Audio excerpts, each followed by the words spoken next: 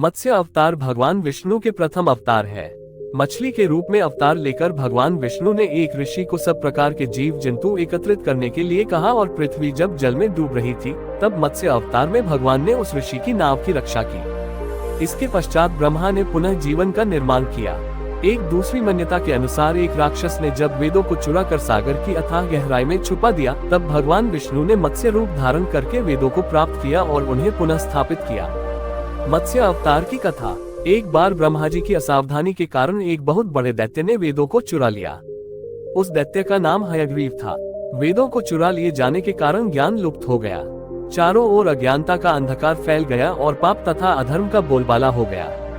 तब भगवान विष्णु ने धर्म की रक्षा के लिए मत्स्य रूप धारण करके हयग्रीव का वध किया और वेदों की रक्षा की। भगवान ने मत्स्य का रूप किस प्रकार धारण किया, इसकी विस्मयकारिणी कथा इस प्रकार है। कल्पांत के पूर्व एक पुण्यात्मा राजा तप कर रहा था। राजा का नाम सत्यव्रत था। सत्यव्रत पुण्यात्मा तो था ही, बड़े उदार हृदय का भी था। प्रभात का समय था, सूर्योदय हो चुका था। सत्यव्रत कृतमाला नदी में स्नान कर रहा था। उसने स्नान करने के पश्चात जब तर्पण के लिए अंजलि में जल लिया तो अंजलि में जल के साथ एक छोटी सी मछली भी आ गई। सत्यव्रत ने मछली को नदी के जल में छोड़ दिया। मछली बोली, राजन, जल के बड़े बड़े जीव छोटे छोटे जीवों को मारकर खा जाते हैं। अवश्य कोई बड़ा जीव मुझे भी मारकर खा जाएगा। कृपा करके मेरे प्राणों की रक्षा कीजिए। सत्यव्रत के हृदय में दया उत्पन्न हो उठी। उसने मछली को जल से भरे हुए अपने कमंडलू में डाल लिया। तभी एक आश्चर्यजनक घटना घटी। एक रात में मछली का शरीर इतना बढ़ गया कि कमंडलू उसके रहने के लिए छोटा पड़ने लगा। दूसरे दिन मछली सत्यव्रत से बोली, राजन, मेरे रहने के लिए कोई दूसरा स्थान ढूंढिए, क्योंकि मेरा शरीर बढ़ गया है। मुझे घूमने फिरने में बड़ा कष्ट होता है। सत्यव्रत ने मछली को कमंडलू से निकालकर पानी से भरे हुए मटके में रख दिया। यहाँ भी मछली का शरीर रात भर में ही मटके में इतना बढ़ गया कि मटका भी उसके रहने के लिए छोटा पड़ गया।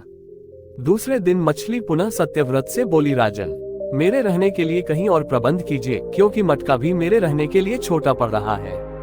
तब सत्यव्रत ने मछली को निकालकर एक सरोवर में डाल किया, किंतु सरोवर भी मछली के लिए छोटा पड़ गया। इसके बाद सत्यव्रत ने मछली को नदी में और फिर उसके बाद समुद्र में डाल दिया। आश्चर्य, समुद्र में भी मछली का शरीर इतना अधिक बढ़ गया कि मछली के रहने के लिए वह छोटा पड़ गया। अतः मछली पुनः सत्यव्रत से बोली, राजन, ये समुद्र भी मेरे रहने के लिए उपयुक्त नहीं है। मेरे रहने की व्यवस्था कहीं और कीजिए। अब सत्यव्रत विस्मित हो उठा। उसने आज तक ऐसी मछली कभी नहीं देखी थी। वह विस्मय भरे स्वर में बोला, मेरी बुद्धि को विस्मय के सागर में डुबो देने वाले आप कौन हैं? मत्स्य रूपधारी श्रीहरि ने उत्तर दिया, राजन, हयग्रीव नामक दैत्य ने वेदों को चुरा लिया है। जगत में चारों ओर अज्ञान और अधर्म का अंधकार फैला हुआ है। मैंने हयग्रीव को मारने के लिए ही मत्स्य का रूप धारण किया है। आज से 7वें दिन पृथ्वी प्रलय के चक्र में फिर जाएगी। समुद्र उमड़ उठेगा, भयानक वृष्टि होगी, सारी पृथ्वी पानी में डूब जाएगी। जल के अतिरिक्त कहीं कुछ भी दृष्टिगोचर नहीं होगा।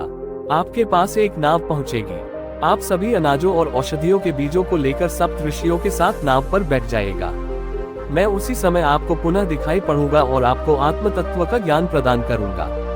सत्यव्रत उसी दिन से हरि का स्मरण करते हुए प्रलय की प्रतीक्षा करने लगे। 7वें दिन प्रलय का दृश्य उपस्थित हो उठा।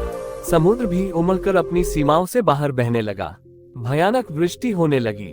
थोड़ी ही देर में सारी पृथ्वी पर जल ही जल हो गया। संपूर्ण पृथ्वी जल में समा गई। उसी समय एक नाव दिखाई पड़ी। सत्यव्रत सप्त ऋषियों के साथ उस नाव पर बैठ गए। उन्होंने नाव के ऊपर संपूर्ण अनाजों और औषधियों के बीज भी भर लिए। नाव प्रलय के सागर में तैरने लगी। प्रलय के उस सागर में उस नाव के अतिरिक्त कहीं भी कुछ भी नहीं दिखाई दे रहा था। सहसा मत्स्य रूपी भगवान प्रलय के सागर में दिखाई पड़े। सत्यव्रत और सप्त ऋषिगण मत्स्य रूपी भगवान की प्रार्थना करने लगे। भगवान से आत्मज्ञान पाकर सत्यव्रत का जीवन धन्य हो उठा। वे जीते जी ही जीवन मुक्त हो गए। प्रलय का प्रकोप शांत होने पर मत्स्य रूपी भगवान ने हयग्रीव को मारकर उससे वेद छीन लिए। भगवान ने ब्रह्मा जी को पुनः वेद दे दिए। इस प्रकार भगवान ने मत्स्य रूप धारण करके वेदों का उद्धार तो किया ही, साथ ही संसार के प्राणियों का भी अमित कल्याण किया।